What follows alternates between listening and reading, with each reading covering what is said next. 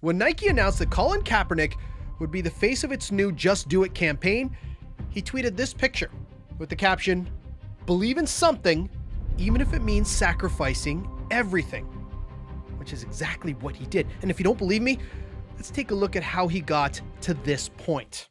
It all began in August of 2016. Kaepernick is seen sitting during the national anthem before the 49ers preseason game.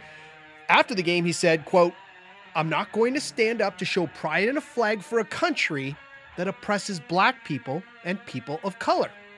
A few days later, he decides he's going to kneel instead of sit because it shows more respect for current and former members of the military. Within weeks, Kaepernick reveals he's been receiving death threats for his protests. But the day after making this announcement, Time magazine puts Kaepernick on their cover. Fast forward to March of 2017. Kaepernick decides he's going to opt out of his contract with the 49ers and test out free agency. After all, a 7-year vet who's been to the Super Bowl and just threw 16 TD passes has to have some suitors, right? Nick Foles, EJ Manuel, Geno Smith, Mike Glennon all ink deals in free agency while Kaepernick still doesn't have a job. The word blackballed begins to trend online. In June, the Seahawks invited a few quarterbacks, including Kaepernick, to a workout, and in the end, signed Austin Davis? NFL Commissioner Roger Goodell continues to say NFL teams are making, quote, football decisions. September of 2017. Enter Donald Trump. In a series of tweets and this comment at a rally in Alabama, "Wouldn't you love to see one of these NFL owners, when somebody disrespects our flag, to say, 'Get that son of a bitch off the field right now, out, he's fired. He's fired!'"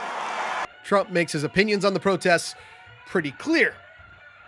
The number of players who immediately joined Kaepernick's protest goes through the roof, but his job offers do not.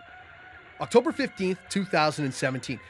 Kaepernick files a collusion grievance suit against the NFL, saying he hasn't been signed because of his protests. Players around the league continue protesting, and in May of 2018, the league announces a new policy. In short, you can stay in the dressing room during the anthem, but if you come to the field, you have to stand. It takes less than 2 weeks for the NFLPA to challenge this policy, and both sides agree to put it aside, at least for now. Finally, August 31st, an arbitrator denies the NFL's request to dismiss Kaepernick's case, saying there's enough evidence to send the case to a full hearing.